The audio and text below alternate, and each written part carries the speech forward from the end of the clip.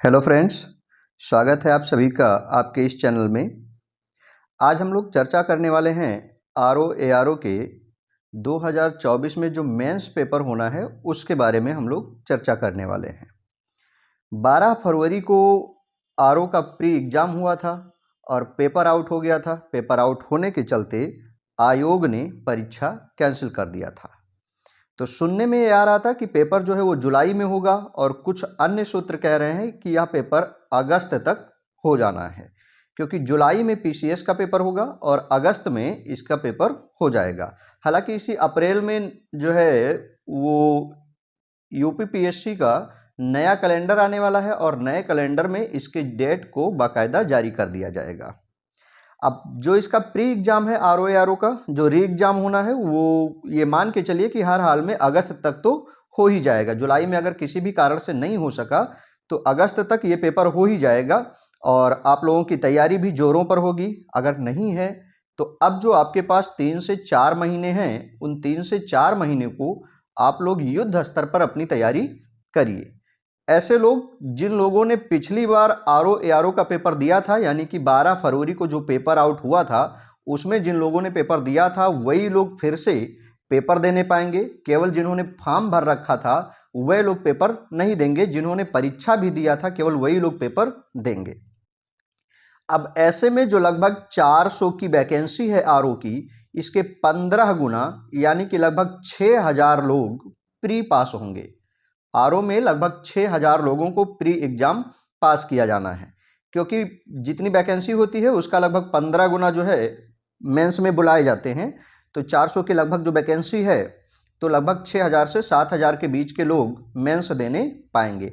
अब इन 6 से 7000 लोगों में जो मेंस देंगे तो वे सारे के सारे लोग अच्छे लोग होंगे, वही लोग प्री पास होंगे। जिनके पास एक सटीक रणनीति रही होगी वह लोग मेंस तक जाएंगे। तो आज हम लोग मेंस को एक अच्छे लेवल पे डिस्कस करेंगे कि मेंस की हमारी तैयारी क्या हो और किस लेवल पर हमारी रणनीति बनाई जाए, इसका सिलेबस क्या है, उस पूरे सिलेबस को हम लोग एनालाइज करने वाले हैं। यहाँ पर अच्छे से एनालाइज करेंगे। उससे पहले हम लोग आरओ के प्री के लिए एक मोटे तौर पर सिलेबस को ध्यान में रख लेते हैं। इससे फायदा यह होगा कि जब हमें प्री का सिलेबस ध्यान हो तब हमें पता चलेगा कि मेंस में क्या बदलाव होने वाला है। तो उम्मीद है आपको ये वीडियो पसंद आएगा। आइए देखते हैं कि क्या है। तो सबसे पहले थोड़ा सा हम प्री सिलेबस के बारे में डिस्कस कर लें। आप लोगों को बिल्कुल ये पता भी होगा और अगर नहीं पता है तो आप लोग जान भी लीजिए। यूपी आरओ पाठ्यक्रम जो है प्री के लिए, तो प्रारंभिक परीक्षा का जो पाठ्यक्रम है उसमें 2 पेपर होने हैं। पहला जो पेपर होना है वो सामान्य ज्ञान का रहेगा और पेपर कैसा होगा, वस्तुनिष्ठ होगा, यानी कि ऑब्जेक्टिव टाइप का होगा। 2 घंटे का पेपर होगा जीएस का। 140 क्वेश्चन थे, 140 क्वेश्चन रहेंगे और जो पूर्णांक होता है मैक्सिमम मार्क वो भी 140 का रहने वाला है। इसमें विज्ञान है, भारत का इतिहास है, भारतीय राष्ट्रीय आंदोलन है और भारतीय राजतंत्र है, अर्थव्यवस्था है, संस्कृति है, भारतीय कृषि वाणिज्य एवं व्यापार है, जनसंख्या पर्यावरण एवं नगरीकरण है, भूगोल है भारत और विश्व का। इसके अलावा प्राकृतिक संसाधन है, आधुनातन राष्ट्रीय और अंतर्राष्ट्रीय घटनाक्रम यानी कि करंट अफेयर की बात कर रहा है, सामान्य बौद्धिक क्षमता यानी कि रीजनिंग और उत्तर प्रदेश की शिक्षा संस्कृति कृषि उद्योग यानी कि यूपी से स्पेशल प्रश्न पूछे जाएंगे। तो यही जो आपका जीएस का सिलेबस है वो यही इतना सिलेबस है। अब चूंकि आपने 12 फरवरी को पेपर दिया है, इसके अलावा आपने पिछले सालों के जो प्रीवियस ईयर क्वेश्चन पेपर हैं उनको आपने देखा होगा, तो एक अनुमान आपने लगाया होगा और अनुमान यह है कि अगर आपको जीएस को पास करना है, जीएस में अच्छा नंबर उठाना है, तो आपकी जो तैयारी होनी चाहिए उसमें केवल 4 विषय महत्वपूर्ण हैं। 4 विषयों को आप उठाइए और उसमें आप 90 नंबर तक पहुंच जाएंगे, 90 तक पहुंच जाएंगे। ठीक है, तो वे 4 विषय कौन कौन से हैं? तो सबसे पहला जो सबसे महत्वपूर्ण है वो है जियोग्राफी। अगर आप जो पेपर दिए हैं उसी को एनालाइज करके आप देखेंगे तो जियोग्राफी ले लीजिए और उसमें अगर आप ईबीएस जोड़ दीजिए, जियोग्राफी और ईबीएस, तो इन दोनों को जोड़ के लगभग 40 से 45 प्रश्न आए हुए हैं केवल जियोग्राफी और ईबीएस से। ठीक है ना, तो आपको जियोग्राफी और ईबीएस को सबसे ज्यादा मेहनत करना चाहिए, जो आपको सबसे ज्यादा नंबर दिलाने वाले हैं। इसके बाद दूसरा जो आता है वह है हिस्ट्री। हिस्ट्री से कम 15 प्रश्न पूछे गए हैं। और उसके बाद है यूपी स्पेशल। यूपी स्पेशल से भी इस बार 15 से 20 प्रश्न पूछे गए हैं और आगे भी ऐसे ही पूछे जाने की संभावना भी है। और इसके अलावा है करंट अफेयर। तो ये 4 विषय ऐसे हैं जिसमें आपको जियोग्राफी के साथ ईबीएस, हिस्ट्री, यूपी स्पेशल और करंट अफेयर, ये 4 अगर आपके अच्छे खासे मजबूत विषय हैं तो आप निश्चित रूप से जो है वो 90 प्लस कर जाएंगे। क्योंकि साइंस में, इसमें साइंस बहुत आसान पूछा जाता है, बहुत टफ नहीं पूछा जाता है। आपने पेपर दिया होगा, आपको एक अनुमान भी लग गया होगा कि साइंस बहुत कठिन नहीं पूछा जा रहा है। तो साइंस से कुछ ना कुछ आप क्वेश्चन कर ही ले जाएंगे। इसमें जो इकोनॉमी आता है, अर्थव्यवस्था आता है, वह भी सामान्य स्तर का आता है, तो उसमें भी आप कुछ ना कुछ कर ले जाएंगे। तो इस तरह से जो आपका जीएस वाला पेपर है वो ठीक ठाक स्कोरिंग हो जाएगा।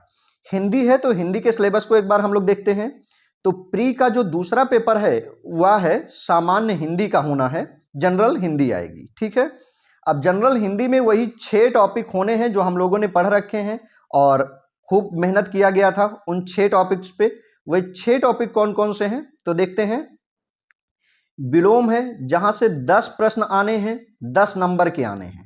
हिंदी का पूरा जो पेपर होगा उसमें 60 क्वेश्चन रहेंगे, 60 नंबर के आने हैं, यानी हर एक क्वेश्चन 1 नंबर का रहता है। तो विलोम के 10 क्वेश्चन होंगे, वाक्य और वर्तनी शुद्धिकरण के 10 क्वेश्चन होंगे। इसके अलावा अनेक शब्दों के लिए एक शब्द लिखना आता है, वाक्यांश के लिए एक शब्द 10 नंबर, तत्सम तद्भव 10 नंबर, विशेष विशेषण 10 नंबर और पर्यायवाची भी 10 नंबर के आने हैं। तो कुल मिलाकर के ये 60 नंबर के आने हैं। अब 60 नंबर के हिंदी में आपका जो कोशिश होनी चाहिए वो कम से कम 55 प्लस आपको होनी चाहिए, क्योंकि जो री एग्जाम होगा इसमें लोगों को थोड़ी सी तैयारी करने का और मौका मिल गया होगा। ठीक है, तो हिंदी बहुत कठिन नहीं है, अमूमन थोड़ी सी मेहनत पे आप 50 प्लस हो जाते हैं, लेकिन थोड़ा सा अगर आप अच्छे से और सटीक रणनीति बना के मेहनत करेंगे तो 55 प्लस आप हिंदी में हो जाएंगे आराम से। अब बात करते हैं मेंस परीक्षा की कि मेंस के लिए आपका रणनीति क्या होगा, क्योंकि प्री से मेंस के बीच में लगभग आपको 1.5 महीने का केवल मौका मिलना है, 1.5 से 2 महीने का मौका मिलेगा। अभी तक जो था, अगर एग्जाम कैंसिल नहीं हुआ होता तो आपको लगभग 4 महीने का मौका मिल रहा था, फरवरी के बाद जुलाई में होना था। लेकिन अब चूंकि इधर का एग्जाम कैंसिल हो गया है तो अब प्री और मेंस जब भी होगा लगभग 2 महीने के गैपिंग पर आपको मेंस देना रहेगा। तो आपको इतना समय तब नहीं बचेगा कि आप पहले प्री परीक्षा दें, उसके बाद आप मेंस की तैयारी करें। तो प्री पे आप कमांड बनाइए और उसके बाद में आप मेंस के लिए अभी से लगना स्टार्ट कर दीजिए। मेंस का हमारा प्रोग्राम क्या है वो बताने से पहले हम लोग मेंस के पाठ्यक्रम को एक बार देख लेते हैं। तो मुख्य परीक्षा है, मुख्य परीक्षा में 2 पेपर होंगे, जैसे कि प्री में 2 पेपर होता है तो मेंस में भी 2 ही पेपर होंगे। पहला जो पेपर होगा इसका जीएस का होगा, सामान्य अध्ययन का होना है। अब यहां पर 120 क्वेश्चन आएंगे, प्री में 140 क्वेश्चन आता है और मेंस में जीएस के 120 क्वेश्चन रहेंगे, 120 नंबर का रहेगा। ठीक है, और सिलेबस पूरा वही रहेगा, थोड़ा सा जो लेवल होगा वो एडवांस लेवल का होगा। जीएस का थोड़ा सा लेवल जो मेंस में आएगा वो एडवांस लेवल होगा, बाकी ऑब्जेक्टिव यानी कि बहुविकल्पीय ही होना है। 120 प्रश्न यहां पर पूछे जाएंगे। तो चूंकि आपने प्री पढ़ रखा है और प्री को अगर आपने ढंग से तैयार कर रखा है तो मेंस में भी वही आपका आना है जो प्री में आपके जीएस में आना है, तो इसमें बहुत परेशानी आपको नहीं होनी है। अब मेंस का जो दूसरा है पेपर वो है सामान्य हिंदी एवं आलेखन का, यानी आलेखन का मतलब है कि यहां आपको कुछ लिखना भी पड़ेगा। तो मेंस का दूसरा पेपर जो होगा वो 2 खंड होंगे, 2 पार्ट में आएगा। पहला जो पार्ट होगा, देखिए कि पहला जो इसका पार्ट होगा वो उसमें कई सारी चीजें लिखने के लिए आएंगी। पहले पार्ट में हिंदी के कई सारी चीजें लिखने के लिए आएंगी। खंड 1 में क्या है, 2.5 घंटे का समय आपको मिलना है पूरे हिंदी में। ठीक है ना, और यह भी कितने नंबर का आएगा तो 120 का आएगा। हिंदी भी 120 का होगा और जीएस भी 120 का आएगा मेंस में। अब हिंदी जो 120 आने हैं इसमें 60-60 के 2 पार्ट होंगे। पहले पार्ट को हम लोग डिस्कस कर लेते हैं कि पहले पार्ट में क्या होना है। तो कह रहा है कि दिए हुए गद्यांश का शीर्षक, सारांश और 3 रेखांकित अंश की व्याख्या करनी रहेगी।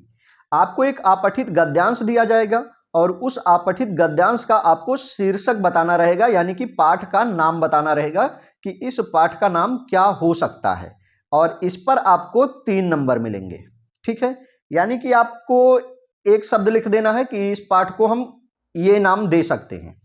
फिर सारांश लिखना रहेगा आपको उसके बारे में। सारांश का मतलब होता है कि पूरा जो गद्यांश दिया है उसको छोटे और स्पष्ट रूप में आसान भाषा में लिख देना।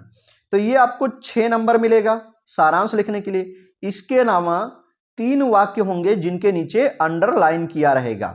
आप देखते होंगे कई सारी परीक्षाओं में ऐसे नीचे अंडरलाइन किया रहता है और ऊपर कुछ लिखा रहता है, तो उनके 3 जो रेखाएं होंगी उनकी व्याख्या करनी रहेगी। ठीक है ना, स्पष्ट कह रहा है कि 3 रेखांकित अंश की व्याख्या करनी रहेगी और ये आएगा आपका 12 नंबर का। तो सारांश 6 नंबर का रहेगा, रेखांकित अंश की व्याख्या 12 नंबर का रहेगा और गद्यांश का शीर्षक लिखने के लिए 3 नंबर रहेगा। तो इस तरह से 12 और 6 18 और 3 21 नंबर आपको इस पे मिलना है। ठीक है ना, तो ये पहला पॉइंट है जो 21 नंबर का आपका रहेगा। एक गद्यांश आएगा जिसमें आपको उसका शीर्षक लिखना है, उस गद्यांश का सारांश लिखना है और उस गद्यांश में 3 अंडरलाइन सेंटेंस होंगे तो उनकी व्याख्या कर देनी है। तो ये आपको 21 नंबर दिलाएंगे। ये प्रैक्टिस पर आधारित है। अभी तक आपने बहुत बार जो है बहुत सारी परीक्षाओं में अपठित गद्यांश लिखे हैं, उनको पढ़ा है, उनके शीर्षक भी लिखे हैं। थोड़ा सा यहाँ पर अगर आप प्रैक्टिस करते हैं तो यह बहुत कठिन नहीं है। आपको चाहिए कि आप कम से कम 20 गद्यांश, उनके शीर्षक, सारांश और उनकी व्याख्या करिए, तो परीक्षा में आपको यहाँ से मदद मिल जाना है। बाकी इन सारे टॉपिक्स पे हम अलग अलग वीडियो बनाने वाले हैं, आपको हम यहाँ से प्रैक्टिस करवाते रहेंगे। पूरे के पूरे मेंस को हम आज से शुरू कर रहे हैं इस प्रोग्राम को, और लगातार आपको मिलता रहेगा। अगला जो पॉइंट है, अगले पॉइंट में आपको पत्र वगैरह लिखने के लिए मिलेंगे। दूसरा पॉइंट कह रहा है कि किसी दिए हुए सरकारी पत्र का सारणी रूप में सार लेखन करना है। थोड़ा सा बात को समझते भी रहना है कि किसी पत्र को लिखना तो आम बात है, लेकिन उसको सारणी रूप में लिखना है, टेबल फॉर्म में रखना है। तो कैसे रखना है, तो इसके लिए आपको 15 नंबर मिलेंगे। इसमें क्या होगा कि आयोग जो पेपर आएगा, पेपर में एक लेटर लिखा रहेगा, एक पत्र लिखा रहेगा। वह पत्र किसी अधिकारी के नाम होगा, क्योंकि यहां कह रहा है सरकारी पत्र की बात कर रहा है। तो जो सरकारी पत्र होते हैं वे औपचारिक पत्र कहे जाते हैं। हिंदी में उनको क्या कहा जाता है, औपचारिक पत्र कहा जाता है। तो कोई एक पत्र किसी अधिकारी के नाम या किसी कार्यालय के नाम पहले से उसमें लिखा हुआ आएगा। अब आपको एक टेबल बनाना रहेगा और उस टेबल में उसको सारणी रूप में लिख देना रहेगा, जिधर एक तरफ ये दिनांक हो जाता है, भेजने वाले का नाम, प्राप्त करने वाले का नाम, मुख्य विषय और विषय। यही चीजें आपको उस पूरे लेटर से निकाल के और उस टेबल में भर देना रहता है। लेकिन यहां पर ये इतना आसान नहीं है, यह भी आपके प्रैक्टिस पर आधारित है। इस सारणी रूप को लिखने के लिए मैं कम से कम आपके लिए 5 वीडियोज बनाऊंगा और 5 से 10 पत्रों को लिख करके आपको दिखाऊंगा, और वहीं से कोई ना कोई जो है वो आराम से आपके परीक्षा में आ जाएगा। अगला जो है वो है पत्राचार, यानी कि अब आपको लेटर लिखना रहेगा। और लेटर कितने लिखने रहेंगे, 3 लेटर लिखने रहेंगे। कैसा, पहला जो लेटर होगा वो शासकीय या अर्धशासकीय पत्र होगा। दूसरा जो होगा वो किसी कार्यालय का आदेश या ज्ञाप या परिपत्र होगा, यानी कि मेमोरेंडम होगा। इसके अलावा तीसरा जो पत्र होगा वो विज्ञप्ति या टिप्पणी एवं प्रतिवेदन या अनुस्मारक के रूप में आपको देना रहेगा। ये 3 पत्र होंगे और हर एक पत्र पर आपको 8 नंबर मिलना है, यानी कि 3 पत्र जब आप लिखेंगे तो आपको 24 नंबर मिलना है। ठीक है ना, तो ये 3 पत्र आपको लिखे जाने हैं। अब ये 3 पत्र क्या हैं और इनके बारे में थोड़ा सा हम यहां पर जानेंगे। तो शासकीय या अर्धशासकीय पत्र जो औपचारिक पत्र कहलाते हैं, इनको लिखते समय हमें प्रशासनिक भाषा का प्रयोग करना होता है। आम भाषा में ये नहीं लिखे जाते, ये प्रशासनिक भाषा में लिखे जाने वाले पत्र हैं। ठीक है ना, इसमें अपने से किसी ऊंचे अधिकारी के नाम पत्र हो सकता है, या किसी निम्न अधिकारी के नाम पत्र हो सकता है, या किसी कार्यालय के नाम पे पत्र लिखने के लिए कहा जा सकता है। दूसरा, कार्यालय का आदेश। आपकी एक कार्यालय जब दूसरे कार्यालय को कोई पत्र भेजता है या किसी बात के लिए निवेदन करता है, या फिर मान लीजिए किसी का ट्रांसफर करना है, आप सीनियर अधिकारी हैं, जूनियर अधिकारी का ट्रांसफर करना है, या नियुक्ति करनी है, या वेतन बढ़ना है, तो इस टाइप के जो पत्र लिखे जाते हैं वे कार्यालयी पत्र होते हैं और इस कार्यालयी पत्र में औपचारिकता नहीं पूरी की जाती है। तीसरा जो टाइप होगा वो होगा विज्ञप्ति या टिप्पण एवं प्रतिवेदन या अनुस्मारक। अब ये क्या है, विज्ञप्ति, टिप्पण एवं अनुस्मारक। इसमें क्या किया जाता है कि मान लीजिए विज्ञप्ति में सरकार को कोई योजना निकालनी है, तो सरकार के किसी योजना के लिए या सरकार अपना कोई प्रोग्राम ठेके पर देने की तैयारी कर रहा है, तो उसके लिए जो प्रतिवेदन निकाला जाता है उसी को विज्ञप्ति या टिप्पण एवं प्रतिवेदन या अनुस्मारक कहते हैं। अनुस्मारक मतलब होता है याद दिलाने के लिए, जैसे पहले कोई आदेश दिया गया हो और कोई अधिकारी उसको नहीं किया है तो दोबारा उसको याद दिलाने के लिए जो पत्र लिखा जाता है उसको अनुस्मारक कहा जाता है। ठीक है।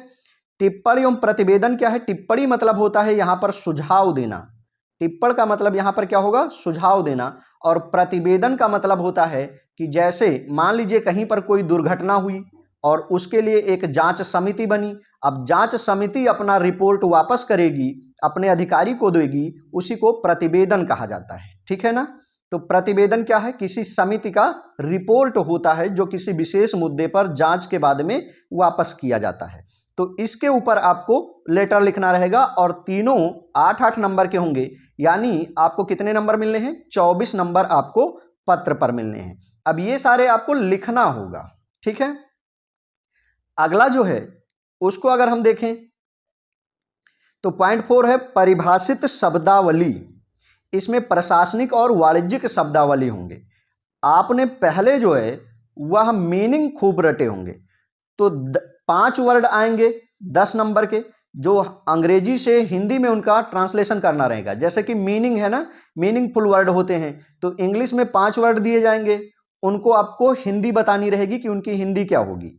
इसी तरह से हिंदी में 5 शब्द दिए जाएंगे और उनकी आपको इंग्लिश मीनिंग लिखनी रहेगी कि इंग्लिश में उनको क्या कहा जाएगा, और ये सब 10-10 नंबर के होंगे।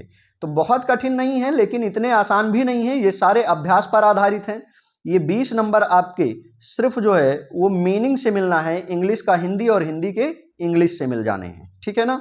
अब अभी से आपका प्रोग्राम होना चाहिए कि अच्छा, जो प्रश्न है यहाँ भी लिमिट कर दिया है कि केवल प्रशासनिक और वाणिज्यिक शब्द ही पूछे जाएंगे, यानी कि जो शासन काल में या सरकार में जो शब्दों का प्रचलन है, पत्र लिखते समय जिन शब्दों का प्रचलन है उनके इंग्लिश या हिंदी पूछे जाएंगे, ऐसे कोई भी मीनिंग आपसे नहीं ली जाएगी।